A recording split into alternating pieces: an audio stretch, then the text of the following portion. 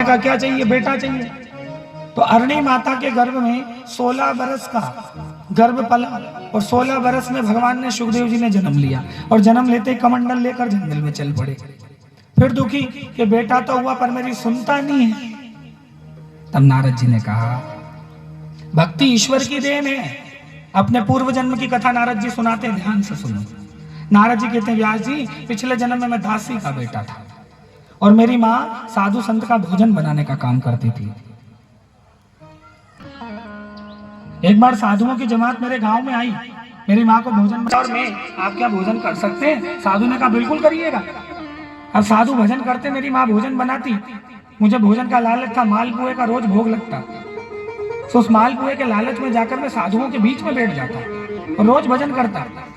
जब मजीरा झांझ बजाना सीख गया तो साधु मुझे बुला के बिठाने लगे। पहले प्रसाद में आधा मालपुआ देते थे, फिर एक देने लगे और जब झांझ बजा के गाने लगा तो 2 मालपुआ देने लगे। तो मैं भी जोर जोर से झांझ बजाता। क्यों? 2 मालपुआ मिलेंगे महाराज। व्यास जी झांझ बजाते बजाते भजन करते करते मेरे अंदर भगवान की भक्ति जागृत होने लगी।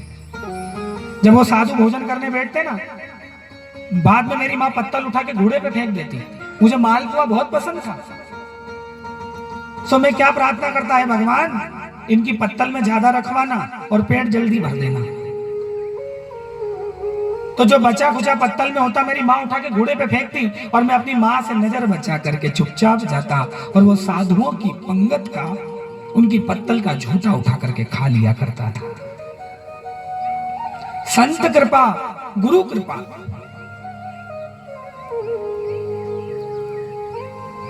से दासी पुत्र होने के बाद भी मेरी मति निर्मल हो गई और मुझे ऐसी लगन लगी परमात्मा की कि जब मेरे गुरु चले ना तो मैंने कहा मुझे अपना चेला बना लो, के बना लिया, दीक्षा भी दे दी कि मुझे। उनने कहा हम जाएं कि नहीं, मुझे अपने साथ लेके चलो गुरुजी।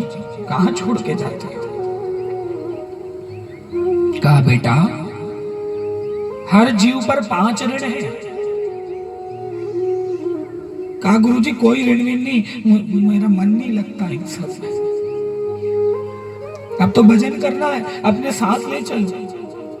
गुरु ने कहा हे बेटा जब तक तेरे 5 कर्ज पूरे नहीं होंगे ना, तेरी तो क्या मेरी भी मुक्ति नहीं होगी। हर जीव पर 5 कर्ज है। सबसे पहला ऋण है उसकी माँ का, जिसने उसको 9 महीने कोख में रखा। दूसरा ऋण है उस पिता का, जिसने कंधे पर बिठा करके झुलाया है। तीसरा ऋण है उस गुरु का, जिसने सही और गलत की पहचान कराई। चौथे ऋण का नाम है समाज का।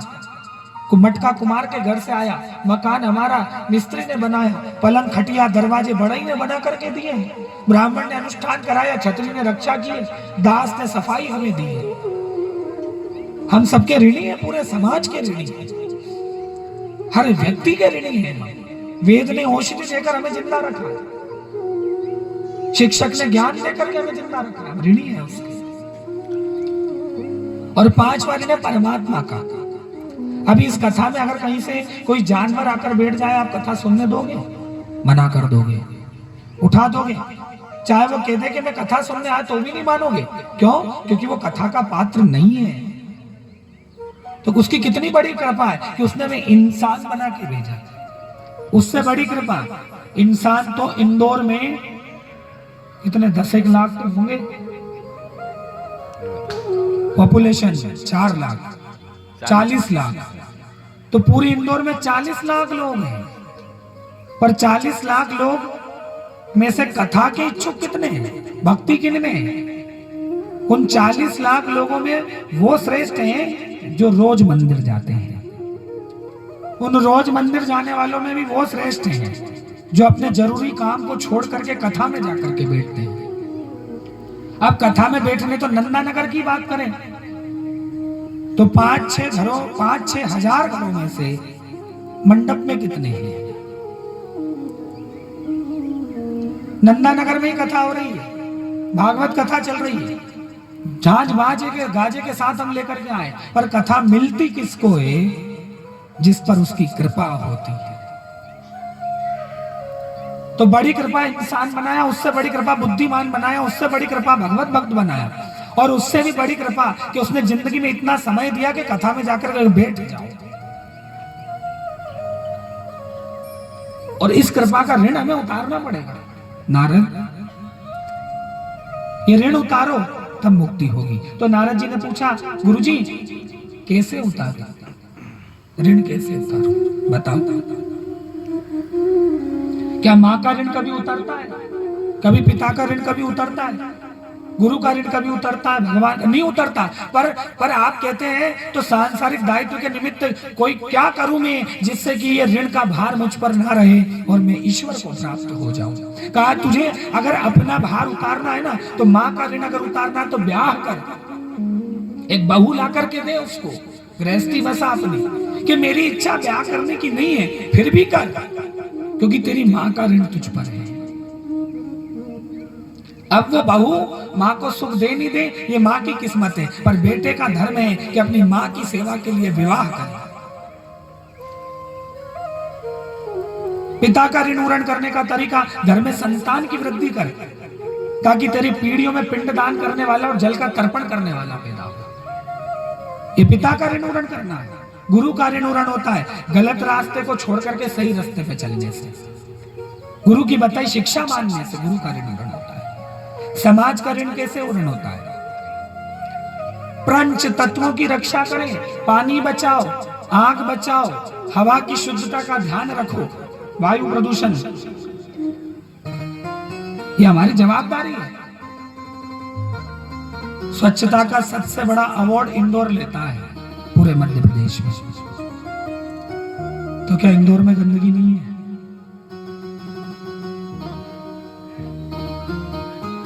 ये क्या सिर्फ सरकार की जवाबदारी है, प्रशासन की जवाबदारी है?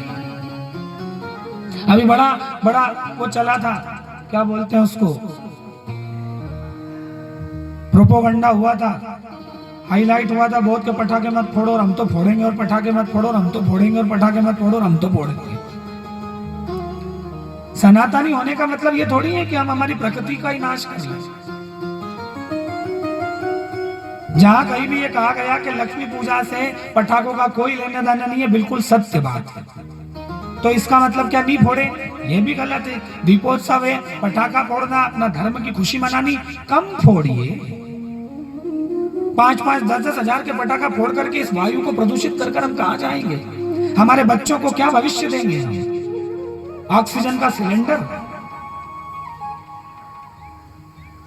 AQI लेवल क्या देकर जाएंगे? एयर क्वालिटी इंडेक्शन क्या देकर जाएंगे?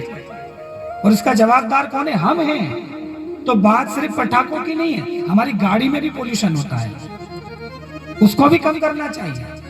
हमारे घर में जो हम निरर्थक हीटर चलाते हैं और CFL आदि का यूज करते हैं, इससे भी वायु दूषित होती है, पर्यावरण प्रदूषित होता है, इसका भी ध्यान रखिए। वाहन का प्रयोग कम से कम कीजिए। हमने जमीन को खोद डाला नीचे तक, पेट्रोलियम का अंश तक चूस के जिस दिन निकाल लेंगे ना, धरती कांपेगी, और जिस दिन कांपेगी ना वही प्रलय होगा, भूकंप आएगा। यदि जमीन जब खोखली हो जाएगी तो फिर क्या करेगी? पानी भी खींच के निकाल लिया, पेट्रोल भी खींच के निकाल लिया। किसके लिए? अपने सुख के लिए। तुम सुख उठाओ, बच्चों को क्या देके जाएंगे? आगे की पीढ़ी 50 साल बाद क्या देके जाएंगे? हमारी एक सभ्यता थी हड़प्पा, मोहनजोदारो, जिसने उस जमाने में भी नाली और स्वच्छता का प्रमाण दिया। तो आज 5000 साल बाद भी जब खुदाई होती है ना, तो भारतीय सनातन सभ्यता को सिरमौर बनता है, एक ऐसी सभ्यता जो 5000 साल पहले भी पर्यावरण का ध्यान रखती थी। क्यों पूजा करते हैं नदियों की? इसलिए नहीं कि घर की पूजा का सारा कचरा ले जाके वहां डाल दो, इसलिए पूजा करते हैं। गंगा को कहते हैं गंगा माँ, शिप्रा को कहते हैं शिप्रा माँ। तो माँ की गोद में कचरा नहीं डाला जाता, माँ को स्नान कराया जाता है। ये धरती को हम क्या कहते हैं? पूरे विश्व में एकमात्र देश है जो अपनी जमीन को माँ कहता है, और वो है हिंदू, वो है सनातन। तो इस माँ का संवर्धन, इस माँ का संरक्षण पोल्यूशन सिर्फ पटाखों से नहीं है, पोल्यूशन गाड़ियों से भी है, पोल्यूशन खेत में डलने वाले रसायन से भी है, पॉल्यूशन आपके घर के निकले गंदगी जो नालियों में जमा होकर के बैक्टीरिया पैदा करती है, इससे भी। तो वातावरण को परिष्कृत करना यह भी प्रकृति का ऋण पूर्ण करना है। समाज का ऋण कैसे पूर्ण होता है? भंडारा करो, सत्संग कराओ, अपना कमाया दूसरों को धर्म कराओ। यह पर्यावरण समाज का ऋण पूर्ण करना होता है। खुद कमाना, दूसरों का छीनना और खुद खा जाना, यह संसार की सबसे बड़ी विकृति है। और ऐसे जीव को ही जगत में शैतान कहा जाता है। खुद कमाना, खुद का, मेरा, मेरी पत्नी, मेरे बच्चों का पेट भरना, किसी दूसरे को नहीं बांटना, यह समाज की सामान्य प्रकृति है। और ऐसे जीव को सामान्य इंसान कहा जाता है। खुद कमाना और अपनी कमाई से दूसरों को खिलाना, यह भारतीय सनातन संस्कृति है। और ऐसे जीव को ही जगत में भगवान कहा जाता है। तो शैतान बनना हमारी इच्छा, इंसान बनना हमारी इच्छा, और भगवान बनना भी हमारी इच्छा। एक 13 साल का बेटा कथा सुनता है चाय पीते पीते, और गुरुजी माइक पे कथा में कहते हैं कि तुम भी भगवान बन सकते हो। बच्चा अपनी माँ से जाके पूछता है कि मैं भगवान बन सकता हूँ कि बन सकता है? तो कहा मुझे भगवान बनना है। माँ ने कहा बेटा ऐसे नहीं संन्यास लेना पड़ता है कि मैं संन्यास लूंगा। कहा तेरे पिताजी से तो पूछ ले। दौड़ा दौड़ा पिता के पास गया, पिताजी, ओ पिताजी, मैंने आज तक आपसे कुछ नहीं मांगा, आज मांगना है। मां क्या चाहिए? मुझे संन्यास लेना है। एक ही बेटा कान खड़े हो गए, क्या कहता? संन्यास लेना है। क्यों? कि गुरुजी ने कथा में कहा है कि तुम भी भगवान बन सकते हो, पर बिना माँ बाप की आज्ञा के संन्यास नहीं होता, तो मुझे संन्यास चाहिए। पिता ने कहा कहाँ सुना? गुरुजी के पास। माता पिता दोनों परेशान बच्चे को लेकर गुरु के पास गए। गुरुजी हमारा बेटा संन्यास लेना चाहता है, 13 साल उम्र है, आपने कथा में ऐसा क्यों कहा? गुरुजी ने कहा मैंने कथा में कहा कि संन्यास लेना चाहिए, तुमने भी सुन लिया अब तो कि हाँ, क्या तुम लेने को तैयार हो? कि हम तो नहीं है। तो सोचो, तुम सुनने के बाद भी तैयार नहीं, जबकि तुम्हारे घर बेटा भी है, तुमने पत्नी भी देख ली, पर तुम अभी भी संन्यास लेने को तैयार नहीं हो। और ये 13 बरस का जिसने ना पत्नी, गृहस्थी, परिवार कुछ नहीं देखा है, सन्यासी बनने को तैयार है। तो जानो तुम्हारे घर में कोई सामान्य जीव पैदा नहीं हुआ है, ये कोई दिव्य आत्मा है जो तुम्हारे घर संतान बन करके आई। जाने दो। गुरु की बात मानी और बेटे को सन्यास दिलाया। सन्यास की परीक्षा पे जब खरा उतरा ना, तो वो बेटा पूरी दुनिया में तरुण सागर के नाम से जगत में विख्यात हुआ।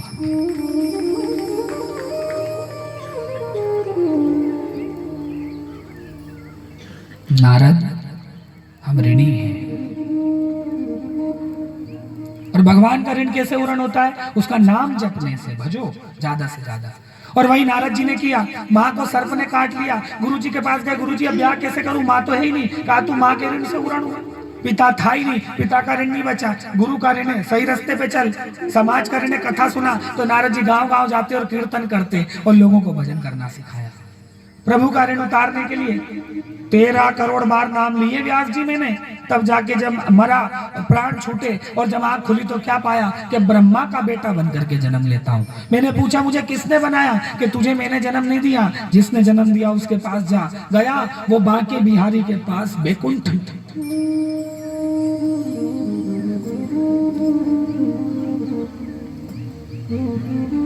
और पूछा उनसे क्यों बनाया मुझको? तो कहा बस तेरी भक्ति तुझे मेरे पास तक ले आई। कहा मैं क्या करूं जिससे कि मैं आपका प्रेमी बन जाऊं, प्यारा बन जाऊं? तो वो राधा रानी, वो लक्ष्मी पट रानी, उन्होंने एक तंबूरा हाथ में दे दिया और कहा नारद बजा। व्यास जी 13 करोड़ नाम लेने का फल क्या मिला? तंबूरा बजा। नारद आज से तुम्हारा एक ही काम है कि मेरे नाम का संकीर्तन करते रहो, और जो मेरे भक्त धर्म के मार्ग से भटक जाएं, उनको धर्म के मार्ग पर पुनः लाने का काम मैं तुम्हें देता हूं, ये दायित्व तुम्हें देता हूं। तो वही काम करने व्यास जी आपके पास आया हूं। अपने शिष्यों को बांटो, व्यास जी ने अपने शिष्यों को भागवत की शिक्षा दी। दोनों गाते गाते जंगल में पहुंचे जहां सुखदेव माला कर रहे थे कि वरहा पीडम नटवर वपु कर्णयो कर्णिकारम विभ्रादवासम कनक कपीशम वेजयंतीम च मालम विशद गीत कीर्तिम। श्रीमद् भागवत महापुराण दशम स्कंद 21वां अध्याय 5वां श्लोक। जो ही सुना सुखदेव दौड़े दौड़े अपने पिता के पास गए और कहते हैं पिताजी मुझे भागवत की शिक्षा दो। तब नारद जी ने कहा देखो व्यास जी, जो दूसरों को बांटना है ना उसको अपने आप प्राप्त हो जाता है।